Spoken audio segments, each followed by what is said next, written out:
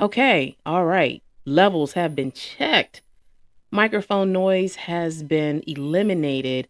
So, unless you hear something from my obnoxious neighbors, this is Law Enforcement and Me. My name is Carmen Jones. Law Enforcement and Me is the platform that I created with my homeboy, my best friend Tim Santoro out there in Las Vegas.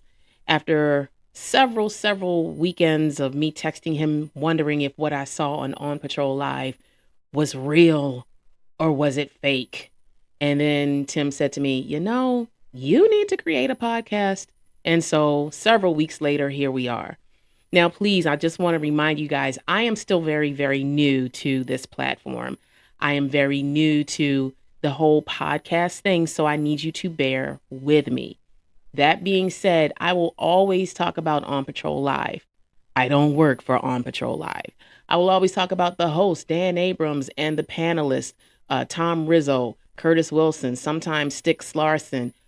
I don't work for any of those guys. And lastly, full disclosure, I do not work for Rails Channel. But I do have a platform to say, you know what? I got questions, and hopefully you guys will be good with me getting answers. Now, yes, today I am by myself again. My cohort, Tim, our schedules could not match up, and it's been quite a while since I did make an episode between orientations for a new position as well as trying to invite people onto the show.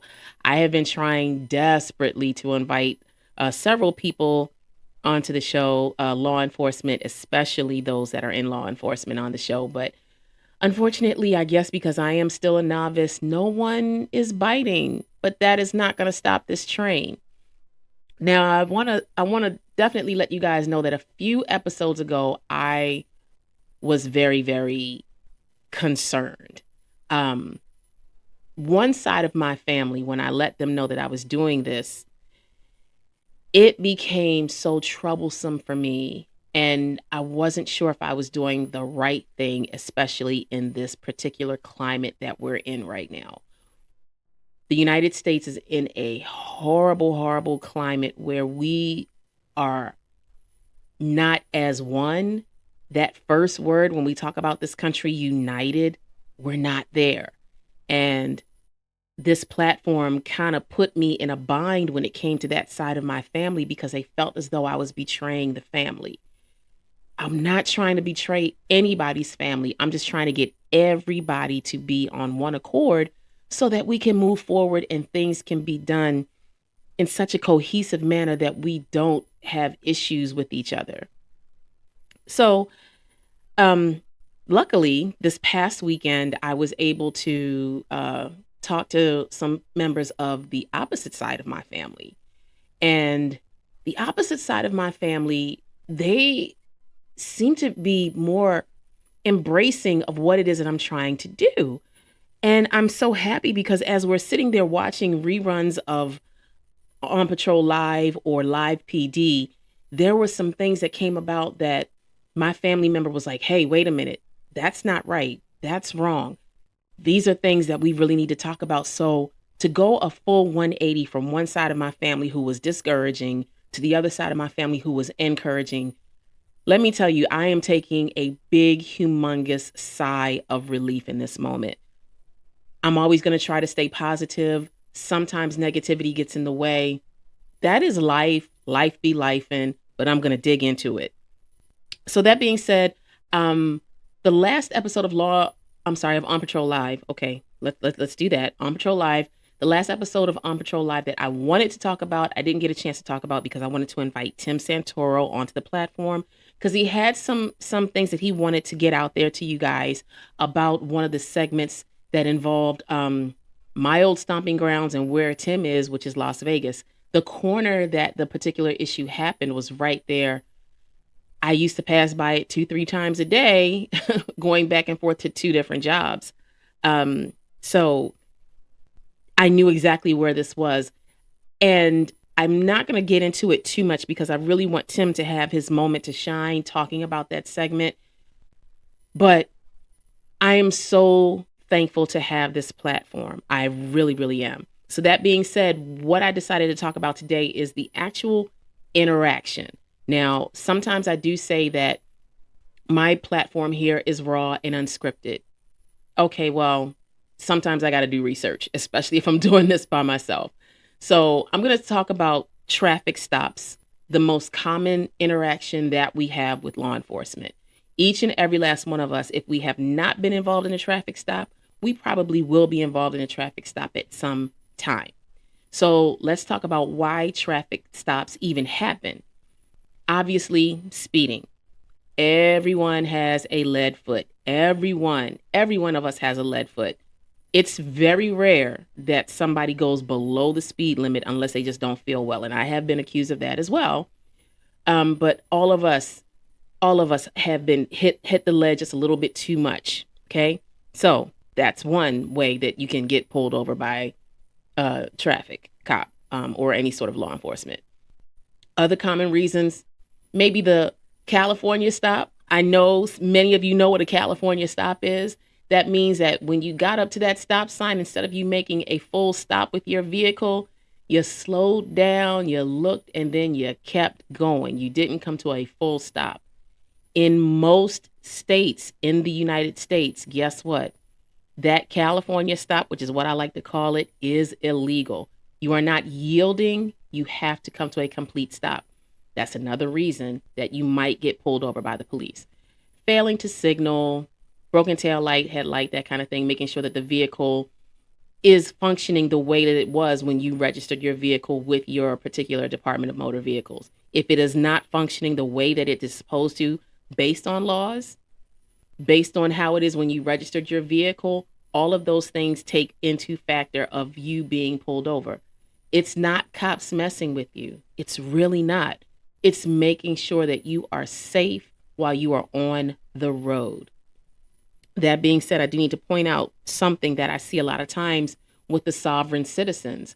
They swear that they are traveling, but they seem to forget that when they're traveling on roads that are owned by the government. The government may be their municipality, their state. Of course, if you're on a federal highway, like for us, the I-95, for those of us back out in Las Vegas, the 97, the I-15, I'm sorry, those are federal highways. So you are traveling, yes. You're operating a vehicle, yes, but you are on a road that is owned by a government. And so sovereign citizens, they seem to forget that when they get pulled over by the police. I've seen too many videos on YouTube and on Patrol Live where the sovereign citizen says, I'm traveling, so I don't need to do this and I don't need to do that and I don't need to adhere to you pulling me over. Sir, ma'am, no. Okay. And even sometimes riding a bike. Baltimore has just implemented a plethora of bike lanes. You have bike lanes and bus lanes here in Baltimore. If your bike is not lit after a certain time of night, especially after dusk, to where drivers can see you, you can get pulled over. And there's a police interaction with that. It's so many different variables, and you cannot be always ready to argue when you're approached by the police officer. Most of the time, police officers just want to make you aware of the circumstances, and then they keep it moving. So, I mean, I know that officers are trained to look for certain things, and this is something that I looked up over the weekend before I decided to record today. So, a lot of times when you're the driver, it's easy to feel like the officer is being overly cautious, and sometimes the officer is going to feel suspicious. But traffic stops are some of the most unpredictable encounters law enforcement has. They have to think about so many things. When they approach the car, they got to look to see who all is in the car. So that's why they talk about tent laws a lot. If they can't see who all is in that car, that might cause a problem. And of course, that defense mechanism is going to go up. That flashlight, they got to be able to see inside of the vehicle. They're putting themselves at risk, not knowing what they're up against as they approach your vehicle. Okay? Officers are trained to watch your hands. If you get pulled over by law enforcement, if you're in the driver's seat, of course, put your hands at 10 and 2 on the steering wheel like you did when you went to driver's education. That tells the officer that is coming up to you, guess what? My hands are in a safe place. If you are in the passenger side in the front of the vehicle, put your hands on the dashboard. The approaching officer will be able to see your hands and know that you are not a threat. I believe in the back seat, you have to put your hands on the seats that are in front of you, either the headrest or like the actual seat, the seats themselves that are in the front. Um, and hopefully you don't have a body in the trunk of the car because the officer is going to want to know, what all is going on within the vehicle. Yes, it's a traffic stop, but the officer is going to want to know what is going on within the vehicle. Okay. Now, some of the arguments that I have seen on these shows that I watch, and I'm rambling. You guys know that I love to ramble, but when I get on a tangent, I talk and talk and talk. That's just who I am. So I know that a lot of times that I've seen on the shows, we're so used to, as the driver, we're so used to a police officer coming up on the driver's side, but you got to put a lot of things into perspective. There really is no written law as to which side of the vehicle a law enforcement officer is to approach. Of course, because it's a traffic stop, the first person that should be interacted with from law enforcement is the driver. But okay, if you're on a major highway, which you see a lot of times with Chief Taylor in Hazen, Arkansas, he's going to approach the vehicle, but he's going to do it safely on the passenger side. You may have to talk a little bit louder to him because you are on the highway. But for him being a law enforcement officer and his safety as well as yours, he's going to approach that vehicle from the passenger side. He's still going to ask you for your license and registration. He's still going to ask you for your insurance. He's still going to ask you where you're headed. He's going to do all of the things that he's trained to do, but he's going to do it from the passenger side. That being said, here in the city, okay, you get pulled over by the police. The percentage of you having an accident on a city street may go down a tad, but if that officer approaches you from the passenger side, don't get on the defensive side. You supposed to come up over on this side. No, the officer is approaching the vehicle the safest way that he can. He doesn't know you. You don't know him. Your hands are at 10 and 2, and you both want to feel safe. You, the driver, even though you got white knuckle fever because you're being pulled over by that officer and you don't know why, and that officer, everybody in this interaction needs to feel safe. That's really the bottom line. So don't always put the defense mechanism up because you got pulled over. Until that officer tells you why they pulled you over, why are you being defensive? And for someone like myself who watches these shows all the time, if that officer approaches you and that officer has yet to tell you why they have approached you, that tells me doing my Monday morning quarterbacking that you have something to hide. If you don't have anything to hide, guess what? Calm down, dude. Let the officer tell you why he pulled you over and move on from there, because it's probably something that you can say, you know what, hey, AutoZone is right over the way. Let me go to AutoZone and get this fixed. I appreciate you for telling me. And we can move forward from there. Okay? Now, there are going to be times when officers ask you, do you know tell me where you're headed? Do you know why I stopped you? These are things where an officer is basically trying to evaluate your responses, because of course, the way that you respond may tell the officer that you are hiding something, which is what I was just talking about. Or maybe you are telling an officer before you even open your mouth, before the officer even wants to do a search in your vehicle. More than likely, your response to those questions will tell him if there is something going on other than just a traffic stop. Okay? You might be nervous. Everybody gets nervous when they get pulled over by the police. But if you are extra nervous, sweating for no reason, talkative, I might be a little bit talkative, which might raise a question, but I'm still going to be ready. Driver's license, registration, proof of insurance. I'm always going to be that ready. So even if he does feel as though, you know what, hey, Miss Jones, you're talking an awful lot, I still have everything that he needs to make sure that this is a safe traffic stop. And once he tells me what's going on, we are good. Now, let me flip this a little bit, okay? You might be feeling nervous, embarrassed, or scared. Communities like mine, we have difficult relationships with law enforcement, which is like what I was just talking about with one side of my family. And a routine traffic stop, sorry to use the word routine because honestly in life, there's really not a lot of things that are routine.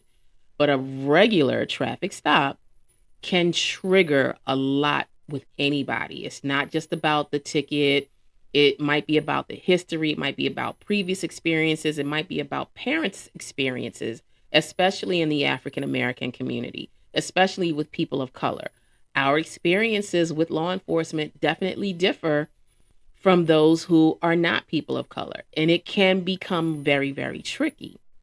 And I think that's why on the one side of my family, it becomes a lot because, you know, it seems like some of those officers will approach the vehicle and you're guilty before there's any interaction based upon your neighborhood, based upon prejudices. We've all seen the police officers who are incredibly prejudiced. We all know about how police officers back during Jim Crow days, and there are some that were trained during Jim Crow era that are still out here making laws and signing papers to make us feel a certain kind of way. So, as a driver, yeah, you might feel that difficult relationship with law enforcement. Even people who have never, ever broken a law in their life can feel their heart race when they see law enforcement, when they see those blue lights flashing, when they get pulled over and that police officer approaches. Doesn't mean that you are guilty of anything. Guess what that means? Guess what that means? That means that you and I, law enforcement, we are all human. So guess what we both got to do? Oh, my goodness. First of all, take a deep breath. That deep breath is going to relax you in so many ways. You can feel your chest expand and then retract, and you will relax just a little bit. Okay. One of the things that's probably best to do, and I don't know if this is good in all states, but I know that it's probably best practice because I believe in Kentucky, this is actually required. But when you know you're getting pulled over, okay, I see you behind me. One of the ways to acknowledge to the officer that you know that you're being acknowledged is to put your hazards on. Don't speed up, don't slow down, put your hazards on. If I'm a law enforcement officer and I light you up, because that's what they say, correct me if I'm wrong, Tim. If I'm a law enforcement officer and I light you up, putting the hazards on will tell me, okay, they know I'm behind. They know that I'm behind you.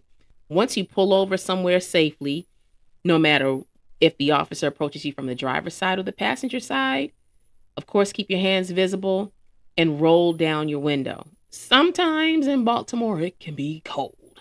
Sometimes it's 10 degrees outside. Y'all are both cold. Trust me, that officer does not want to pull you over in 10 degrees to tell you that your tail light is out. But if you keep calm in the situation, hey, your tail light's out.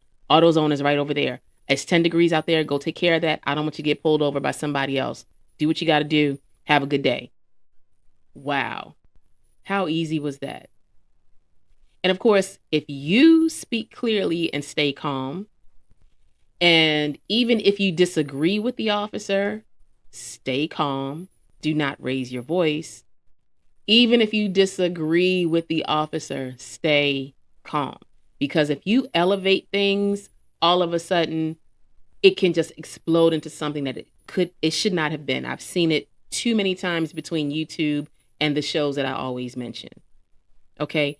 Now I'm so gonna send this out again. I need a law enforcement officer to come in on this program, this platform, and tell me what I'm doing wrong.